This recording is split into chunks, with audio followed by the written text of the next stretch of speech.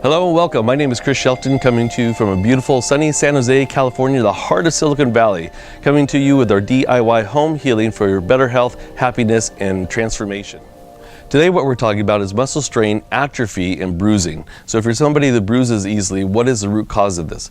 Now, if you've been paying attention and following our videos that we release every single week talking about different diseases, you're going to start to notice that there's certain patterns of disharmony that overlap and actually show up as many different types of diseases. And you're going to start to see too that there's certain organs that are commonly involved with these different diseases. So the main thing here is really understanding how our internal organs, besides how they're supposed to function according to science, but on a deeper level with 5,000 years of study, how are they really supposed to function and how do they connect with our environment? How do they connect with our emotions? How do they connect with the food that we eat? As we just celebrated the fall equinox and this harvest moon, we're coming out of the Indian summer months where the spleen and the pancreas and the stomach are most prone to disease. Now what we have to be concerned about is the lungs and large intestine being more vulnerable for disease as we head into the winter months. So with that said, as we're wrapping up the month of September here, that spleen, that earth element, still there's a transition. Even though we had this fall equinox, there still is a transition. It's not like turning on and off a light switch like, okay, we're in the Indian summer months and then boom, equinox happens, and then now we're in the fall months. No, there's still a transition of yin and yang. So when we're looking at the spleen and the pancreas and the stomach, what are some of its functions? Well, one of its functions actually is to be able to influence our muscles. So if you're somebody who has flabby muscles, like you jiggle your arm and your tricep kind of jiggles there, that's a sign that your spleen is out of balance. So chances are you're probably not exercising. Chances are you're probably not eating the right foods. You're eating too many carbs, too much breads, pasta, or things that turn into sugar. And so what we want to do is we want to be mindful of that, because the spleen, the spleen has what we call as the designer chi, which is my favorite chi, which is called the gu chi. Now there's only one type of chi, which is God, the universe, the Tao, whatever you want to call it. But the Chinese, in Chinese medicine, they're so clever because once that energy enters into the body, especially when we're talking about the different internal organs, then that chi has a different name depending upon its function. So this gu chi, what does this gu chi do? Well, besides wearing designer jeans and looking so fashionable, what it does is that it actually helps with the transformation and transportation of blood and fluids.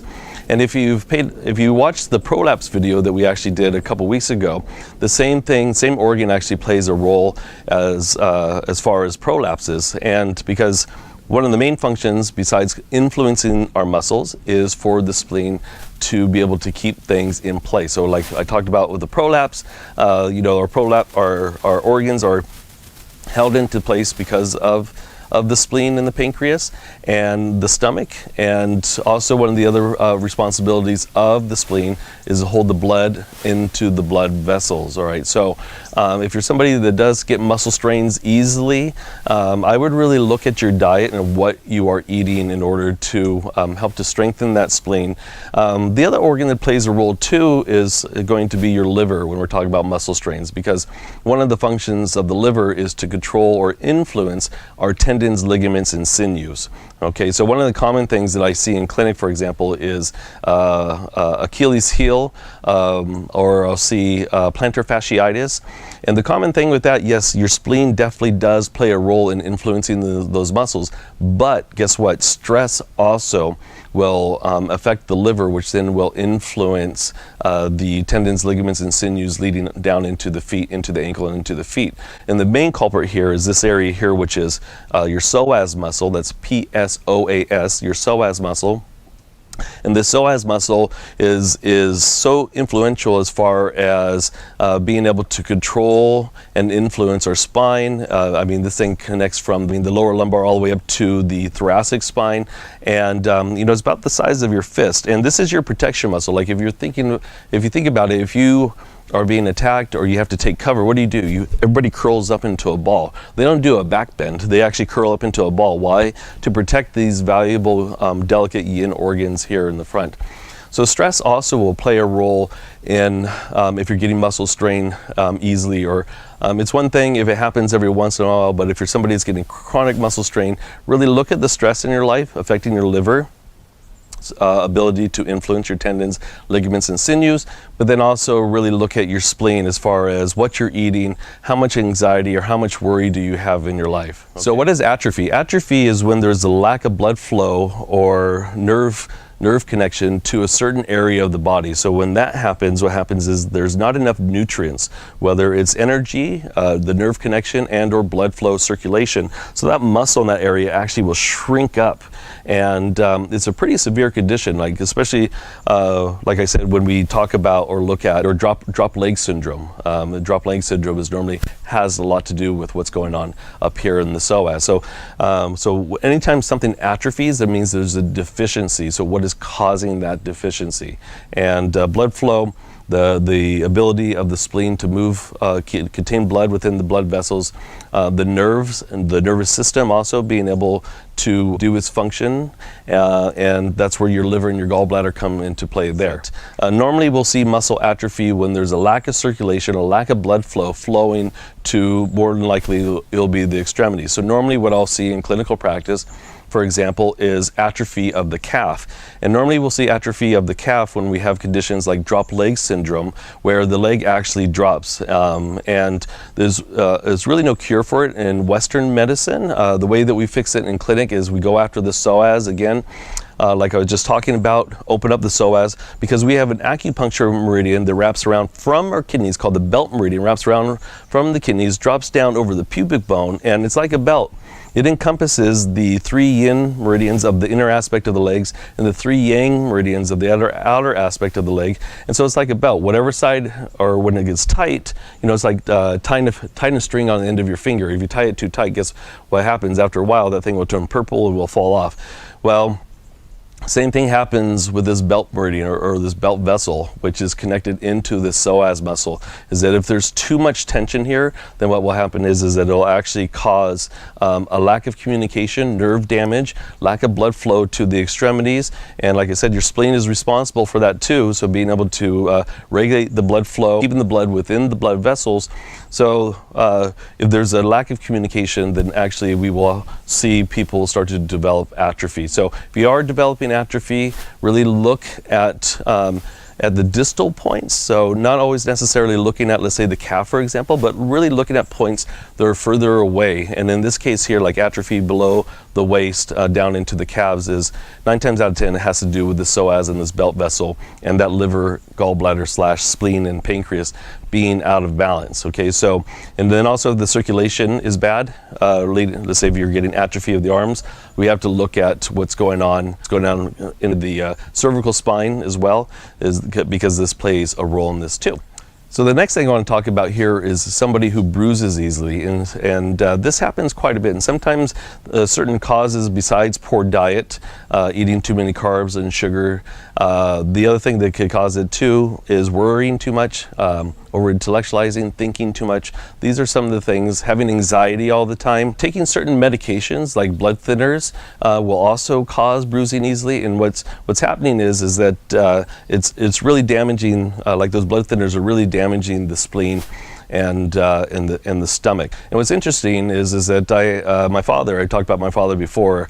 I'm his healthcare director, and he had a stroke a few years ago, and what caused the stroke actually was because he has diabetes, which is a spleen, stomach, pancreas / liver dysfunction, and they took him off his Coumadin in order to have a colonoscopy. Well, guess what? Taking him off the Coumadin then caused a blood clot, which then 2 days after the colonoscopy caused him to have the stroke.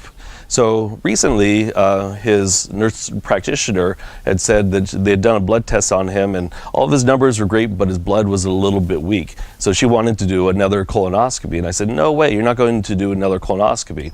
And the reason why she wanted to do a colonoscopy again was to rule out if there's some kind of bleed in the intestines. And I said, no, I'm pretty sure I know what it is. And in this case, I was correct, which we gave him herbs to help to build his spleen. So guess what? When he did the blood test again, then all of his numbers, his blood count was completely back to normal.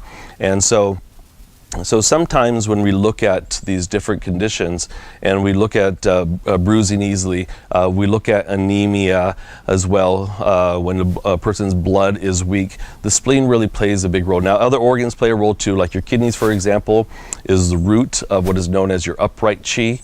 Your lungs house what is known as the zong qi, or they call this area the gathering qi of the chest. Why? Because this is where the energy from the kidneys, the essence from the spleen, the air comes in, and then it's made and transferred into blood. And guess what? Our blood is our qi. You have weak blood, you have deficient blood, you have lack of energy. You're lethargic, you don't want to do much.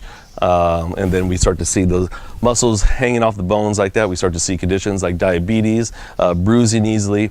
So when we see bruising also, what we want to do is we really want to pay close attention that there's nothing else going on, like there's no blood diseases. So really check it out with your primary healthcare practitioner to make sure there's no blood diseases going on.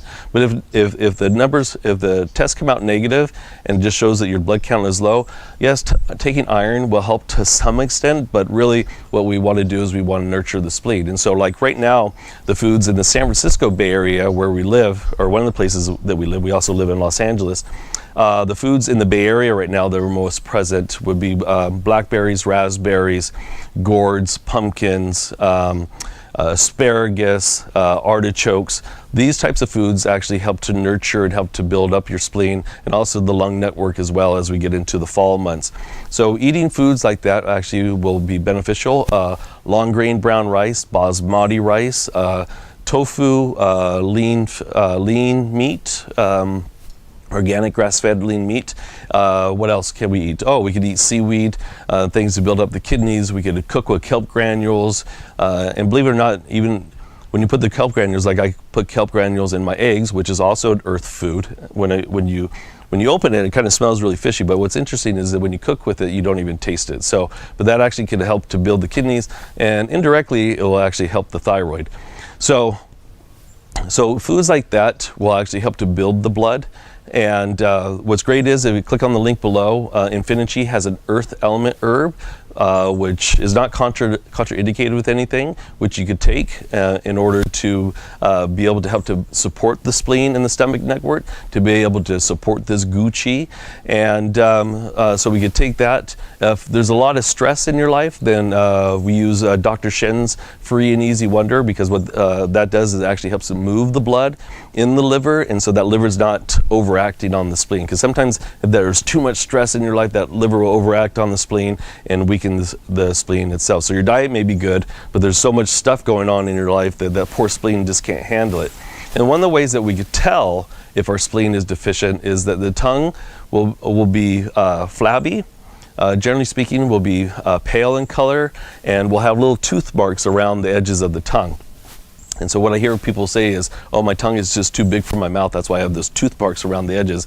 Like, no, that's not what's happening. And that's a body's way of showing you that, hey, your spleen is not doing its function of transforming and transporting fluids and food properly. Contribute to atrophy, will contribute to muscle strain, will contribute to bruising easily, and will contribute also to blood disorders like anemia.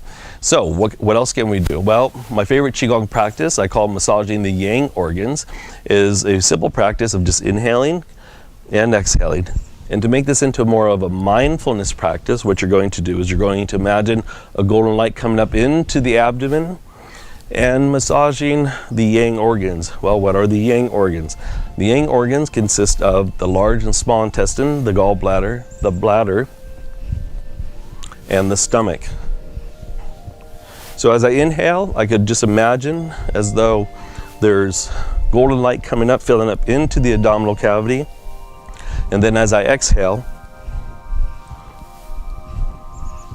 I'm going to imagine any toxicity from those organs leaving down through the bottom of the feet and really turning back into the earth. Well, that's kind of ironic, because when we talk about this gu qi and this stomach and spleen and pancreas, guess what? It relates back to the earth element. So I'm really focusing on connecting with Mother Earth to further nurture my internal organs, to help to build the strength of those organs.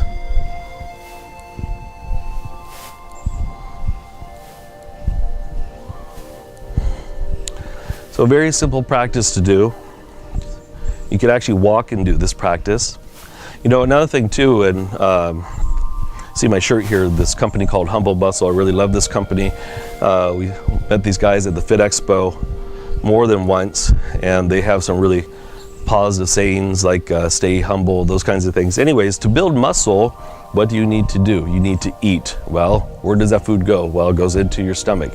And to build proper muscle mass, whether you're an athlete training for a certain event or you are a bodybuilder, you have to have the right nutrients going into that stomach to make sure that to assist in building the muscles. Well, once again, that spleen definitely plays a huge role in being able to build muscle as well too.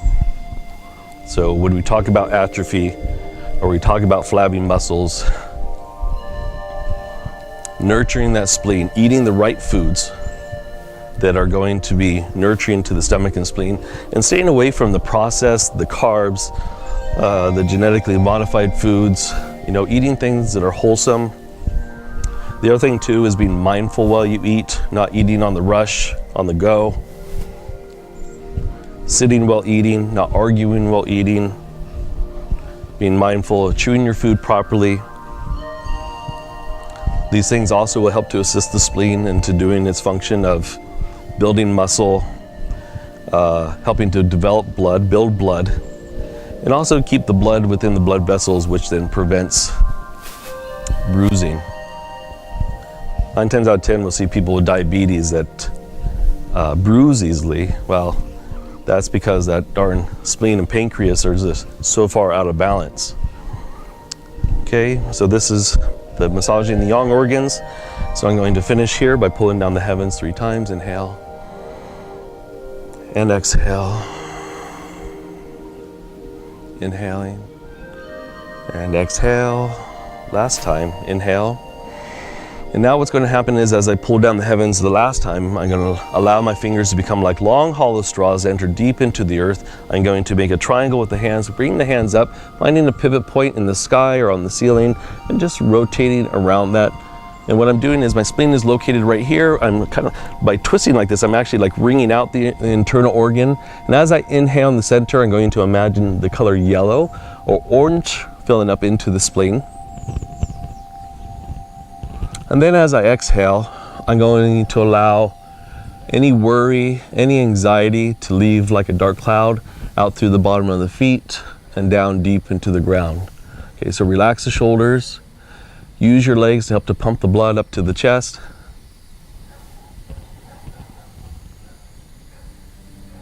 And then you may bark like a dog. Just kidding. Maybe you will, who knows. Okay, then easier way to do this then would be to, if your shoulders get tired, then you could actually, like you're holding a ball, and I'm going to transfer that ball back and forth. You know, what's interesting is that talking about this stomach chi, this Gucci, you know, if you look at Buddha, or statues of Buddha, Buddha actually has big ears, which represents the vitality in his kidneys, and his belly is big.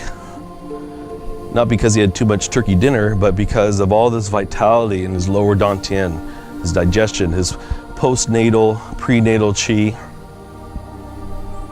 So then I come back here. And as I allow the worry to leave and the anxiety, then the positive virtue of peace of mind and centeredness comes in. Okay, so then I'm going to finish up here. And you can do these practices for as long as you want. Exhale. Inhale. I'm just giving a brief demonstration here. Inhale. And exhale. Okay. The last one is the healing sound for the spleen.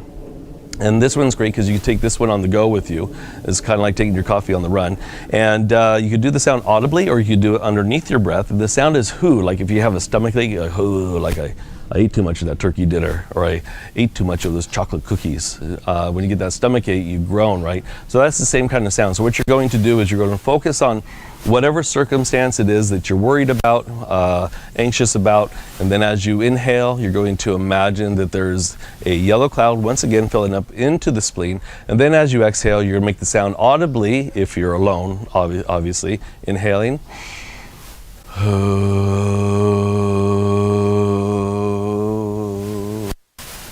You know, inhale.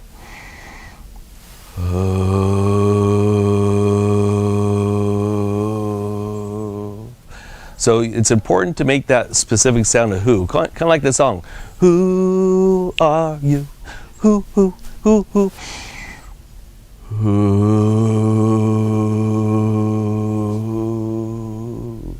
And so if you're in public, you could also do the sound underneath your breath. So you inhale, fill it up into the spleen on the left side of the body.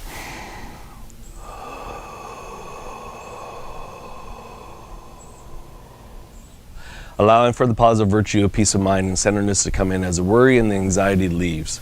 Okay, helping with our digestion, helping to build this Gucci, this energy of the body that takes the rotten ripens the food in the stomach, transforms it, transports it in the spleen, and sends it up to the chest to be made into blood, and controlling the transformation of fluids in the body, holding the blood within the blood vessels, strengthening our muscles.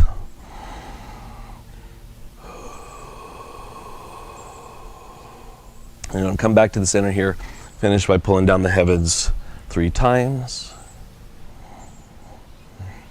Exhale and inhale. Okay, there you go. So once again, really looking at your diet, foods that are in season right now, they help to actually nurture the spleen and the stomach. Other things too, like oatmeal, eggs, beneficial, small amounts of brown rice syrup or pure maple syrup from our friends up in Canada. Adding this into your diet, dates, those types of things too, peaches.